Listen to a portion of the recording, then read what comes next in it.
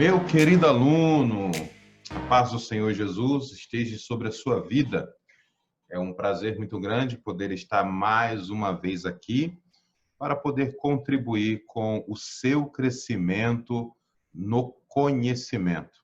Bom, espero que esteja tudo bem com você e com sua família e louvo a Deus por sua vida, porque se você chegou até aqui, você tem interesse verdadeiramente em aprender a palavra de Deus. Sabemos que estamos passando por momentos de adversidades, né? Estamos aí nesse período de pandemia, as aulas são online, mas acredito eu que tudo isso ainda vai passar e poderemos ter aula presencial, aula ao vivo, e as coisas vão melhorar conforme o tempo vai passando. Nada melhor do que o tempo, não é verdade? Vamos dar início a mais uma aula, né, de Cristologia. Esta é a penúltima aula de Cristologia. Eu espero que você esteja aprendendo, eu espero que você esteja fazendo as suas anotações, elaborando as suas perguntas, para que você possa tirar as suas dúvidas, tá bom? E hoje nós iremos dar continuidade. Se você não assistiu a aula passada, você pode estar assistindo lá na nossa plataforma, lá no nosso canal do YouTube, ok? Então, louvo a Deus pela sua vida. Nós vamos dar continuidade, não é isso? Nós vamos continuar da onde nós paramos da outra vez. Estivemos em aula. E deixa eu compartilhar aqui a tela. Pronto. Compartilhar a tela. Nós íamos falar sobre a questão da humanidade, né? A humanidade de Cristo. A humanidade de Cristo. Opa, vamos... Deixa eu ajeitar aqui, que parece que hoje eu estou assim meio...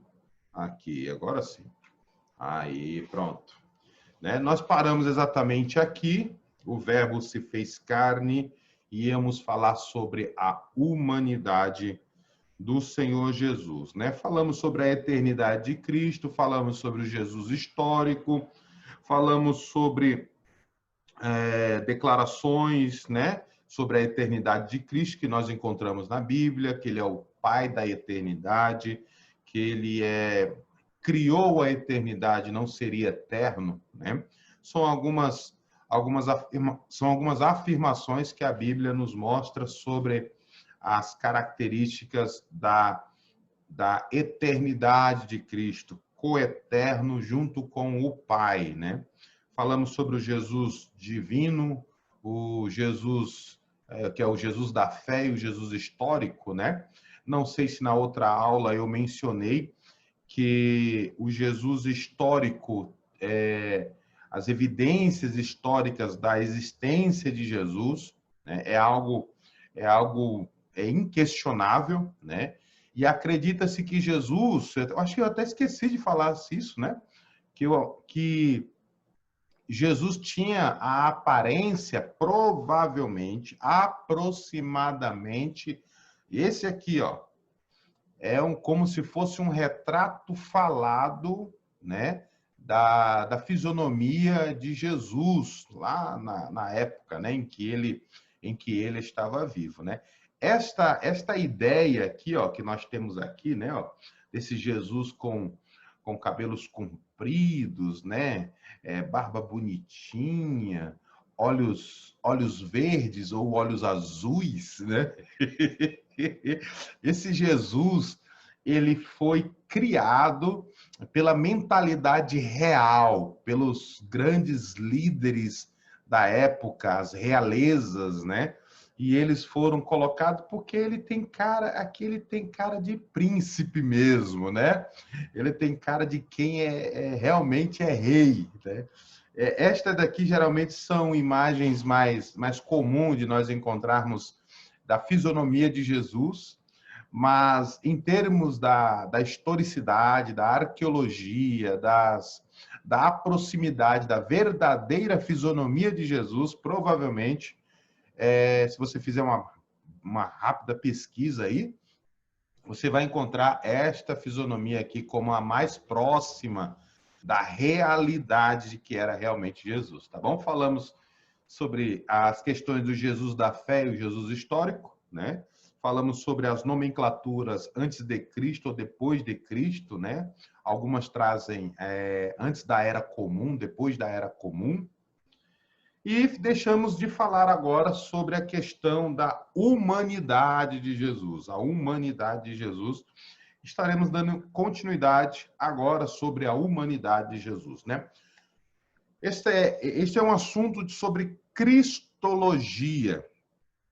Toda a doutrina de cristologia, né, parte da resposta que se dá à pergunta do próprio Jesus ou do próprio Cristo. Lembra a passagem que ele disse lá aos seus discípulos, né? Perguntou aos seus discípulos assim: quem diz o povo ser o filho do homem? Quem diz, né, o povo ser o filho do homem? Ou seja, Jesus estava fazendo uma pesquisa, né, vamos dizer na nossa linguagem, Jesus estava fazendo uma pesquisa sobre a perspectiva pessoal das pessoas sobre quem era Jesus Cristo, quem era Yeshua, né? Quem era o Messias. Até porque a percepção judaica não intitulava Jesus como Messias, né? Mas sim como qualquer outro revolucionário que já existiu na época de Jesus.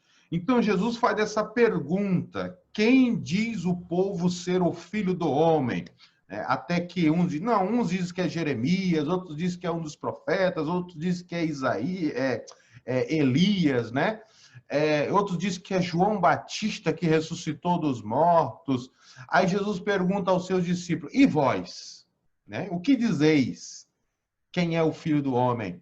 Né? Até que Pedro responde dizendo: tu és o ungido, né? Tu és o Cristo, né? O ungido de Deus. Aí Jesus diz para ele que não foi nem a carne nem o sangue que revelou isso a ele, mas o Pai que revelou a ele. Então, cristologia é o estudo exatamente sobre todas as partes fundamentais desta doutrina que envolve a pessoa de Jesus. Cristo, né, que é o ungido, e logia, que é o estudo, o aprendizado. Nós vamos aprender quem é Jesus Cristo. E desta feita, nós falamos sobre a sua eternidade, né, na aula anterior, e agora nós iremos falar sobre a sua humanidade. E porque a Bíblia diz, né, que o verbo era Deus. Verbo aqui é logos, né? Logos, a palavra, né, era Deus. Então, a doutrina da cristologia gira em torno dessas duas, uma pergunta e uma declaração, né? Quem diz o povo ser o filho do homem? O verbo era Deus. São esses dois pequenos pontos de partida que nós temos para a doutrina da cristologia. É óbvio que existem outros versículos na Bíblia que apontam para o lado cristológico, né? Ou até mesmo da eternidade, e agora nós iremos ver o lado da humanidade de Jesus. Jesus era o filho do homem, né? Jesus era o filho do homem, conforme ele mesmo se proclamou. E nesta qualidade que se identifica com toda a raça humana.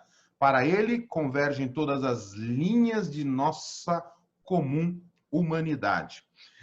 Aquela comum expressão, né, que nós encontramos, que sai até mesmo da boca de Jesus, dizendo filho do homem, né? O filho do homem, o filho do homem, o filho do homem. É exatamente uma expressão messiânica sobre a identificação do Jesus, o Messias, com a humanidade. É aquilo que João escreveu logo no capítulo 1, né? E o verbo se fez carne. Né? Ou seja, é o filho do homem, uma identificação que ele se identifica com a raça humana. Então, a questão da humanidade de Jesus gira em torno disso, porque Jesus foi homem, né, natureza humana, com sentimentos, com tristezas, todos os tipos dos sentimentos, porém ele viveu nesta terra, em Jerusalém, né? Ele viveu naquele período e não compactuou do pecado, não viveu, presenciou ou praticou qualquer que seja qualquer que seja o pecado, né? A impecabilidade do verbo, né? A impecabilidade do Filho do Homem, a impecabilidade de Cristo. As Escrituras mesmo vai nos dizer que Jesus viveu, foi tentado, né? Mas porém sem pecar. Então, ele se identifica com a humanidade com o homem, né? As características humanas, porém sem pecado. A cristologia, ela é muito atacada. A cristologia, ela é tão atacada não só desde agora, mas atacada de muito tempo. E todo esse período, lembra quando nós estudamos sobre a introdução à teologia, lá atrás ainda, estudamos as questões da questão da teologia, que vai muito mais além dos pais da igreja, né? Vai muito mais além das questões de Jesus ou de João, né? E falamos lá que João era o último escritor, o último apóstolo vivo, e que ele teve que defender a pessoa de Jesus Cristo, né, vamos dizer assim, a doutrina da cristologia, diante das heresias que existiam na época, né, que foram espalhadas por Cerinto na época. Se você rever o material em PDF, que com certeza você deve ter baixado da nossa primeira aula desse curso, você vai encontrar lá exatamente esta parte que eu estou lhe falando, que João defendeu a doutrina da cristologia do gnosticismo, que foi espalhada por Cerinto, né? Então, o que era? Era exatamente a tentativa de aniquilar as características humanas e as características divinas de Jesus. Quando não pendia para o lado humano, pendia para o lado divino. Quando não, era uma mesclagem de natureza, no sentido de, não, Jesus não é 100% homem, não é 100% Deus. Jesus era 50% homem, 50% Deus. Não, Jesus era só homem, não, Jesus era só Deus, entendeu? Então, em toda a história da igreja, em toda a história desta doutrina, cristologia, né, nós tivemos grandes ataques contra a divindade, a humanidade de Jesus, e existiu duas grandes heresias que circulavam na época, que foi exatamente o grande estopim para os concílios. Dentre eles, o concílio de Nicéia, em 325, né, aproximadamente, e concílio de Calcedônia. O concílio de Calcedônia foi criado, esse concílio, exatamente por um grupo chamado Seminário de Jesus, né, como tem aqui embaixo, Seminário de Jesus. E o concílio de Nicéia foi gerado exatamente por causa da controvérsia ariana, né, que era Ário, que menosprezava esta característica de Cristo. Então, para que se defendesse ou para que se formulasse algo devidamente concreto para que a sociedade da época pudesse crer, então eles criaram esses concílios para ser definido a questão cristológica. Jesus era homem? Jesus era Deus? Jesus era quanto de homem, quanto de Deus? 100%, 50%, entendeu? Então, estes concílios foram criados para a defesa ou para uma organização doutrinária, teológica, que as pessoas passavam a acreditar. Então, essas duas heresias nós vamos ver aqui agora. Vivemos numa época em que a pessoa de Cristo que a pessoa de Cristo é um assunto de grande controvérsia entre os teólogos. Até os dias de hoje, nós temos controvérsias no mundo teológico sobre a divindade e a humanidade de Jesus. Você não vai encontrar unanimidade dentre a área acadêmica para defender a humanidade e a divindade de Jesus. Sempre vai ser um assunto que vai causar divergências de entendimento, tá bom? Mas nós cremos, acreditamos e vamos continuar crendo na divindade, na humanidade de Jesus. Todas essas doutrinas têm os seus questionamentos, né? Seus pontos fortes, seus pontos fracos, que foram discutidos ao longo da história. A garganta está seca. Então, no entanto, estes não é um problema novo, né? Quando que começou no século IV, a controvérsia ariana desencadeou o Concílio de Nicéia. Outra controvérsia produziu o Concílio de Calcedônia, em 451, antes da era, né? Antes da era comum, ou depois de Cristo, né? Antes do Ano Domínio, né?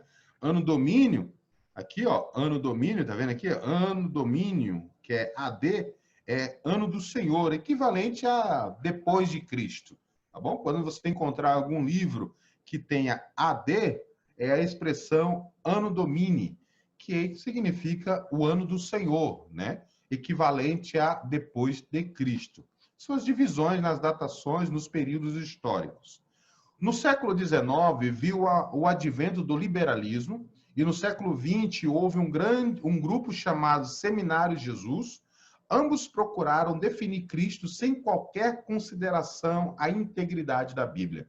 Ou seja, muitas dessas pessoas, elas querem tirar a divindade ou diminuir a humanidade de Jesus, não se utilizando da Bíblia Sagrada. Muitos deles isolam versículos para que possam defender seu ponto de vista. Como, por exemplo, aquele versículo que diz, né, que sobre a consumação do sexo, sobre a vinda do Filho do Homem, né? E Jesus disse, olha, nem os anjos do céu, nem o Filho, né, nem os anjos do céu sabem o dia e a hora, apenas o Pai, né? Jesus estava falando na sua classificação humana, na sua questão, na sua identificação humana, ninguém sabe. O Pai não revelou a Jesus humano quando que seria a consumação dos séculos. Hoje, nenhum ser humano sabe a respeito da volta de Jesus, né? Nenhum ser humano sabe. Quando Jesus estava identificado com a natureza humana, ele tinha as suas limitações mentais. Não é que Jesus vivia e sabia de tudo, de toda hora, não. Quem atuava sobre a vida do Senhor Jesus era o Espírito de Deus. Aquilo que o Espírito Santo queria revelar a Cristo, o Espírito Santo revelava. Como Jesus mesmo, muitas das vezes, se demonstrou ciente dos pensamentos das pessoas da época. Jesus bem sabendo o que se passava no coração, Jesus conhecendo o que se passava na mente das pessoas, né? Então, nós vemos que quando era necessário uma revelação sobre os pensamentos, sobre os corações das pessoas, o Espírito de Deus fazia esta revelação a Jesus Cristo. Mas quando se trata do retorno, do retorno de Cristo, do arrebatamento da igreja, vamos dizer assim, né? Então, os anjos dos céus não sabem, e nem Jesus, na qualidade de homem, aqui na terra, ele sabia. Então, as pessoas pegam esse versículo e dizem que lá, tá vendo? Jesus não é Deus, porque Jesus não sabia. Porque Jesus, se Jesus soubesse, se Jesus fosse Deus, ele saberia quando seria o arrebatamento da igreja, ou quando seria o fim do mundo, ou o dia do Senhor, né? Então, ao longo da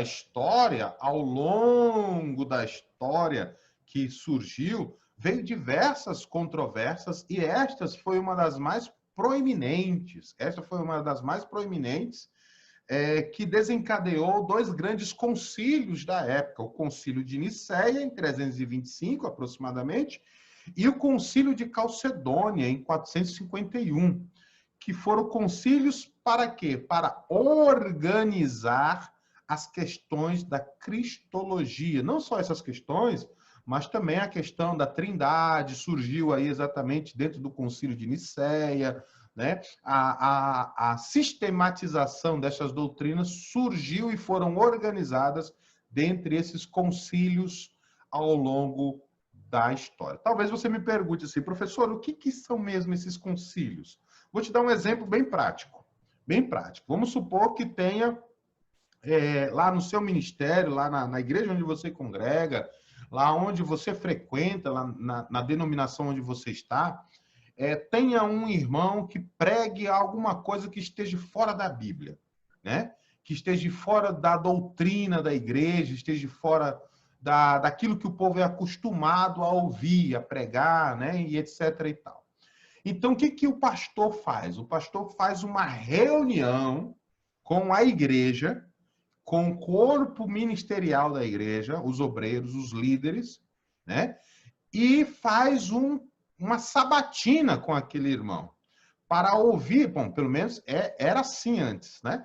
Para ouvir quais são as argumentações deste irmão, para que ele saiba se aquilo que o irmão está falando tem coerência bíblica ou não, né? Então, os concílios era praticamente isso, falando aqui na nossa linguagem, no nosso tempo, né?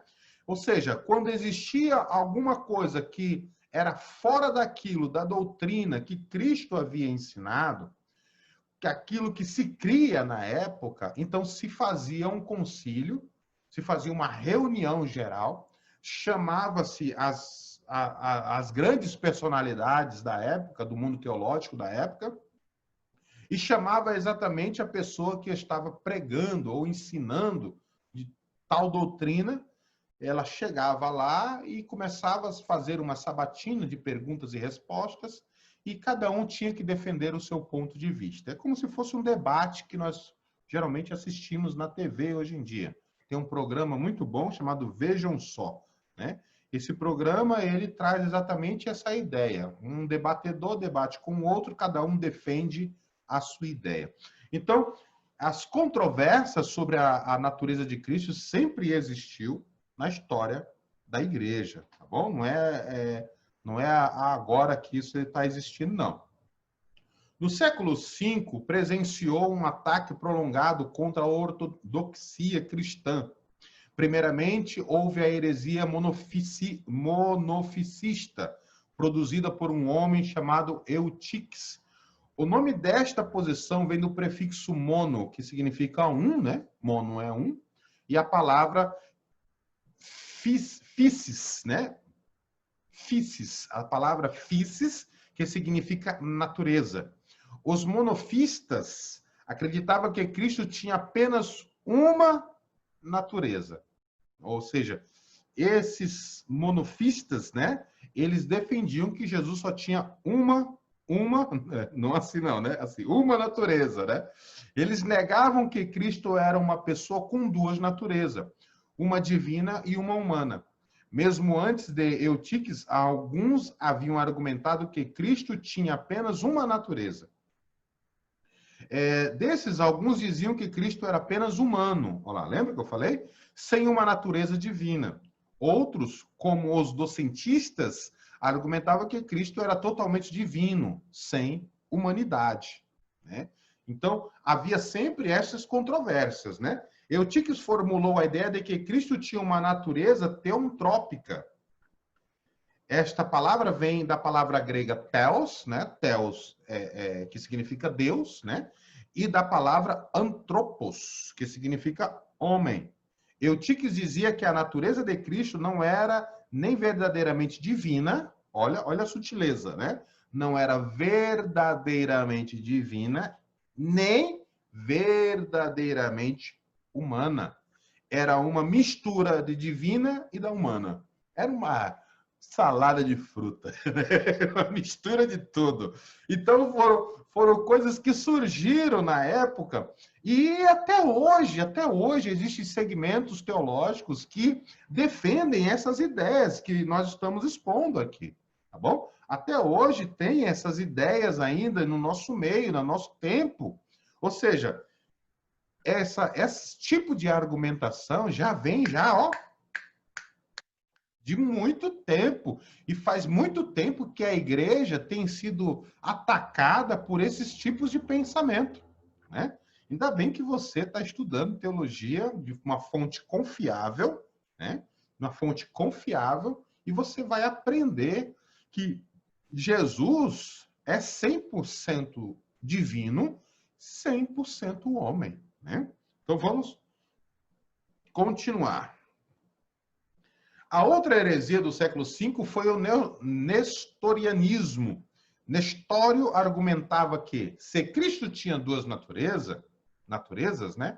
Uma divina e uma humana, ele deveria, portanto, ter duas personalidades distintas.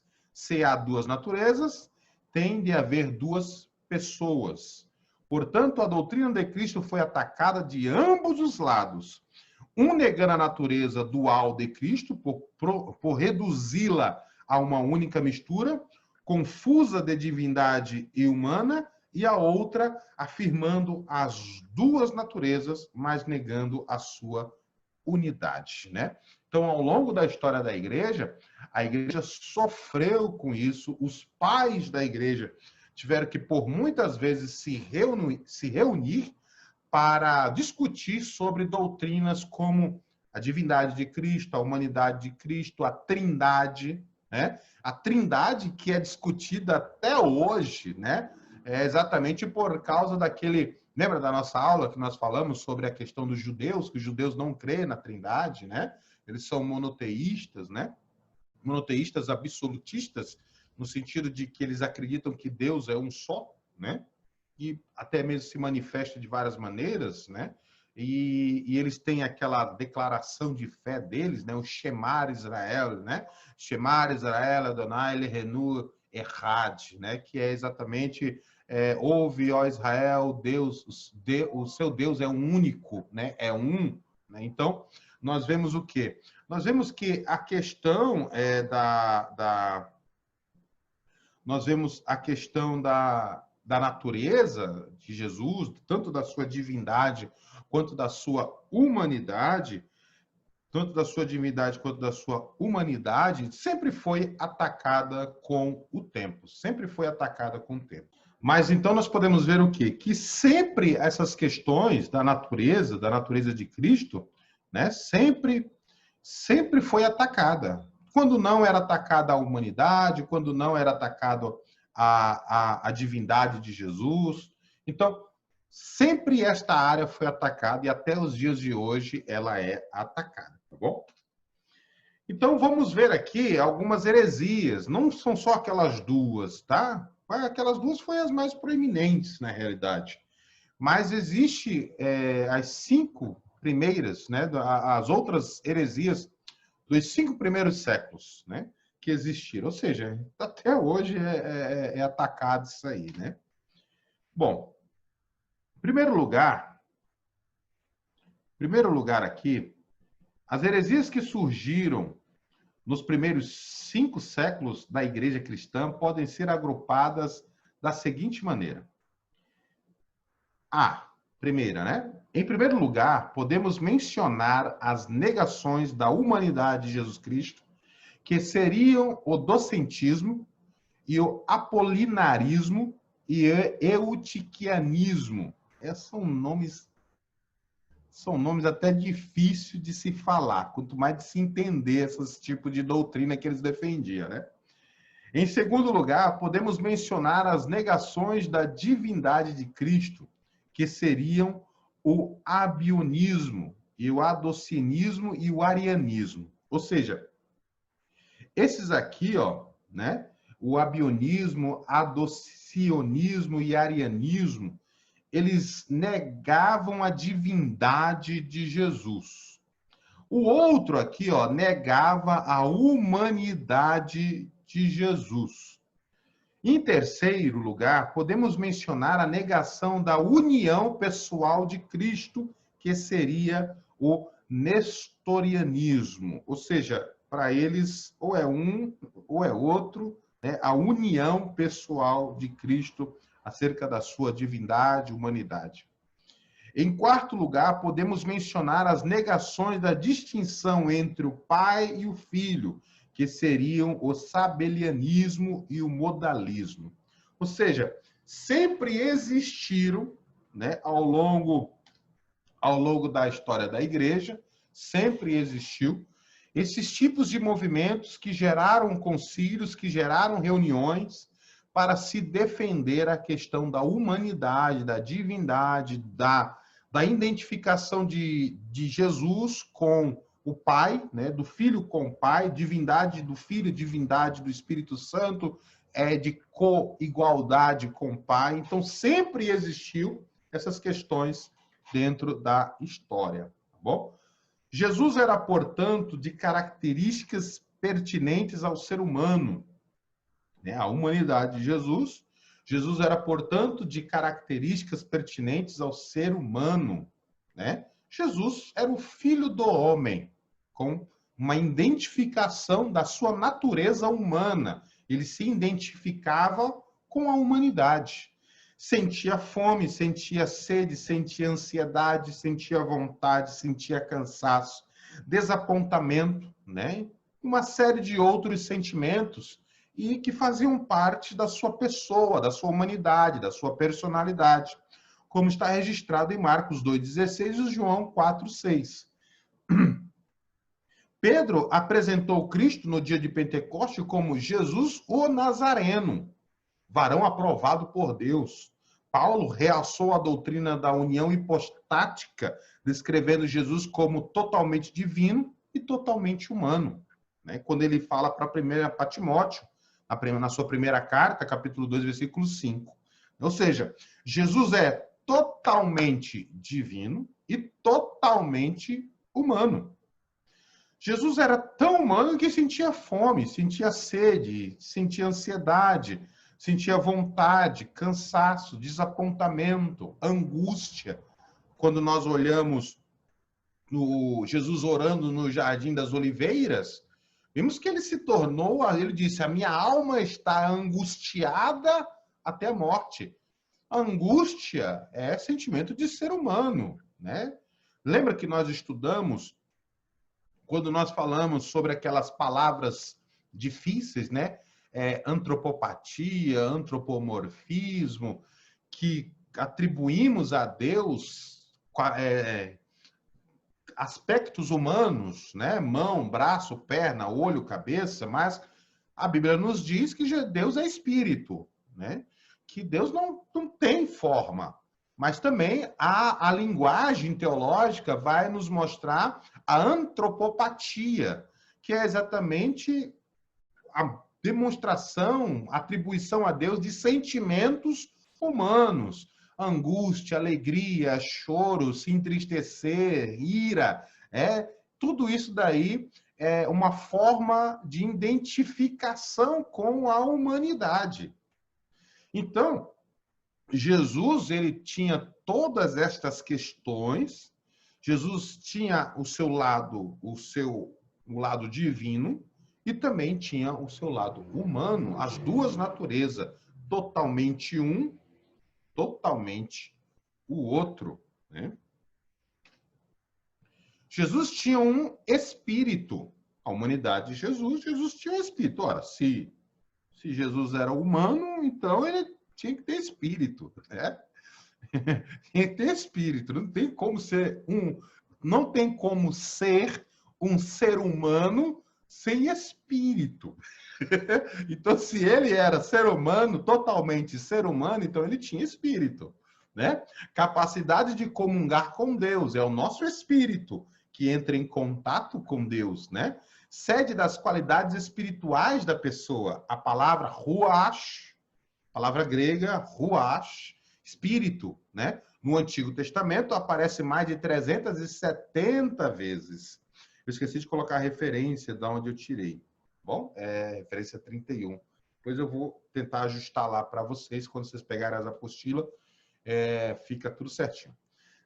Significa ar em movimento, sopro, vento, hálito. Também descreve a totalidade da consciência imaterial do homem, tá bom? Espírito, ruach, né? Ruach quer dizer vento, sopro, ar em movimento, hálito, e também descreve a mentalidade, a consciência do ser humano, né?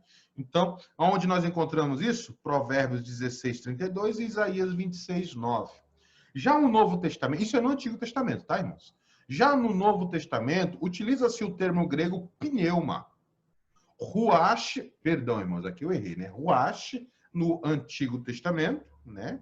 E pneuma no Novo Testamento, tá bom? Que tem o mesmo significado de exposto, mas faz alusão ao âmbito espiritual que está além do controle humano. Lucas usou tal palavra para indicar o aspecto da existência humana que havia em Jesus Cristo, né?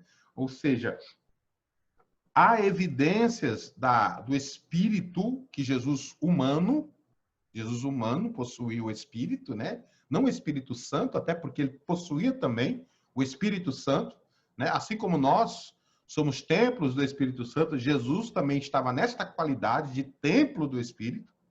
E não só o Espírito Santo, mas possuía o seu espírito, né? O espírito do ser humano, né? De um humano possuía.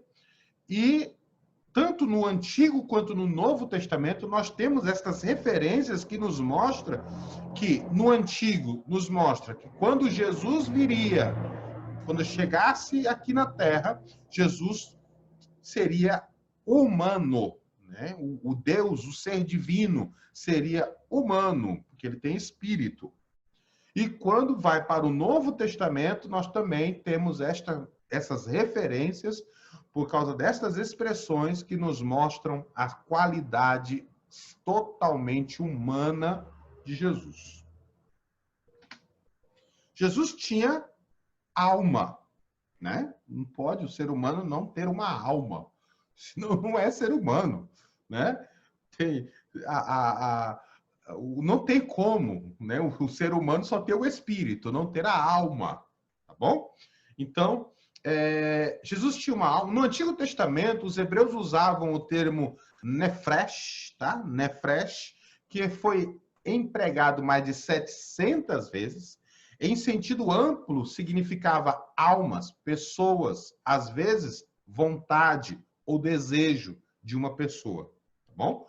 Porque aqui, a questão da palavra nefresh, ou a questão da palavra alma, né? Que é empregada mais de 700 vezes no Antigo Testamento, é muito interessante nós entendermos o seguinte: uma palavra no hebraico tem muitos significados. Uma palavra no hebraico tem muitos significados. Se você pegar aqui, vou pegar aqui para mostrar aqui para vocês. Se você pegar aqui um dicionário desse aqui, ó, dicionário Vini, né? Pegar o dicionário Vini e pegar o dicionário esse aqui, ó. Pegar esse outro dicionário aqui, ó, né? O Vini e o Wycliffe. Você pegar esses dois dicionários, eles vão lhe dar uma série de palavras, tanto do hebraico quanto do grego. Por quê? Porque, em especial, o hebraico, quando se fala de alma, se tem vários significados, o que pode ser aquela palavra alma, né? Talvez você vai lembrar daquela passagem que quando José estava governando o Egito e Jacó desce com seus filhos, com toda a sua família, para o Egito, quando eles já descobrem, né, sobre José se revela, o escritor vai nos dizer, e desceu, e Jacó, o total de almas que desceram ao Egito foram em torno de 70 almas, né? Mais ou menos assim, né? De uma forma mais simples. Ou seja, almas nem sempre significa a parte incorpórea de um ser humano, né? A alma mesmo. Mas, muitas das vezes, nós encontramos no Antigo Testamento a expressão nefesh para pessoas, como no caso desta passagem, que Jacó desceu com aproximadamente ali 70 almas, né?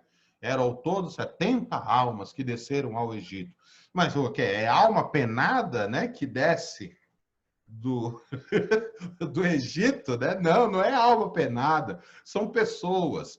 Então, o hebraico, ele tem essa particularidade. O hebraico tem essa particularidade que nós temos que, quando formos interpretar, como fomos estudar sobre essas questões, nós temos que fazer o quê? Nós temos que saber interpretar o contexto social, o contexto linguístico da época. Por quê? Porque nem sempre aquela palavra significa realmente aquela palavra. Temos que entender o contexto. Como, por exemplo, aquela passagem que nós temos lá em Gênesis, capítulo de número 6, que vai nos dizer sobre os filhos de Deus, né? E viram os filhos de Deus que as filhas dos homens eram belas e tomaram mulheres para si, né? Há muita controvérsia sobre essa passagem, exatamente por causa dessa particularidade que há dentro do idioma hebraico. Porque os filhos de Deus ali, muitos, uma linha teológica vai defender dizendo que eram anjos. Mas se nós formos olhar o contexto não vem falando de anjo, né? Vem falando da descendência de Sete, vem falando das descendências, o nome das pessoas, né? Não vem falando de anjo, mas vem falando de seres humanos. Então, a palavra filhos de Deus ali, Benar Elohim, né? Significa pessoas. Ou seja, não eram anjos. Alguns acreditam que eram descendência de Sete. Outros acreditam que eram filhos dos reis das nações que existiam na época, que eram intitulados como deuses, né? Filhos dos deuses, né? Porque deuses ali é o plural, né? Elohim, né? É o Elohim. Então, são deuses, né? Então, há essa divergência, há esse ponto de vista dentro do hebraico, essa particularidade do idioma hebraico, tá bom? Então, quando você encontrar aí a expressão alma no Antigo Testamento, nefesh, olhe o contexto para saber se realmente é alma mesmo, se ele vem falando de alma, se ele vem falando de pessoas, né? Para não fazer uma interpretação incorreta daquela passagem, tá? O Novo Testamento, no Antigo, nefesh. No Novo Testamento, o grego o Novo Testamento empregou psique, né? Pisush, né? Pisush, mais de 100 vezes, né? Referindo-se à sede da vida, como está lá em Marcos, capítulo 8, versículo 35. A parte interna humana, a personalidade. Ou seja, para o idioma grego, a psique, né, não é apenas a questão material, como se referindo à natureza, né, o ser humano, mas ela já vai um pouco mais além, ela já mostra palavras diferentes para destacar algo. Neste caso aqui, psique é exatamente a questão da alma, da personalidade, a parte interna do ser humano. Ou seja, nefesh no Antigo Testamento, psique no Novo Testamento, usado mais de 100 vezes, né, a palavra no Novo Testamento, referindo-se à sede da vida, a parte interna do ser humano, a personalidade. como elemento conceitual. Expressa vontade, disposição, sensações, poderes morais, discernimento, né? Jesus tinha muito essa questão de discernimento, né? E elas fizeram parte da vida de Jesus, né? Ou seja, há esta distinção. Ou seja, quando nós olhamos o texto com mais cuidado, nós vemos que Jesus tinha uma alma. Se Jesus tinha uma alma, ele era totalmente humano, né? Jesus não era um extraterrestre, Jesus era um humano, né? Jesus tinha corpo, Jesus tinha um corpo. Não tem como ser um ser humano sem corpo. Não tem como, né? Então, Jesus tinha um corpo. Jesus era de carne, sangue e ossos, né?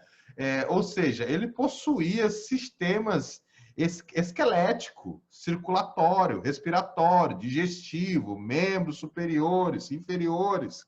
Sua vida humana era sustentada pelo sangue que corria nas suas veias, né? Não era azeite, né? Azeite do Espírito Santo na veia, era sangue. Era sangue, né? Era sangue. Por quê? Porque Jesus era humano, totalmente humano. Sua vida humana era sustentada pelo sangue que corria nas veias, bombeado pelo coração, né? Quando Jesus não tinha uma bola de fogo no lugar do coração, né?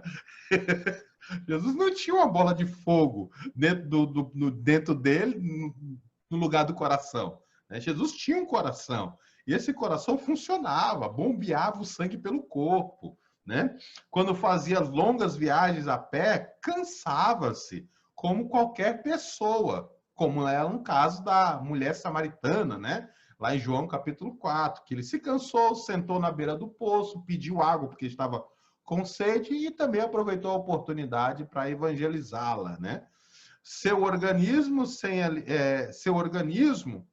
sem alimentos deixou faminto, né? Quando Jesus jejuou lá em Mateus 4 e quando ele foi levado pelo Espírito ao deserto para se preparar para o seu ministério, e lá ele foi tentado por Satanás. Quando Satanás viu que Jesus estava com fome, ele foi tentado ali naquela área, né, que caracteriza a fragilidade humana, né? Então, Jesus tinha uma alma, Jesus tinha um espírito, tinha uma alma e tinha um corpo. Como Paulo mesmo menciona, né? Espírito, alma e corpo. Jesus Cristo, em síntese, aceitou voluntariamente ficar limitado num corpo humano. Se quisesse algo, precisava esticar o braço para pegar. Se Jesus tivesse na sua totalidade, né, ele se limitou.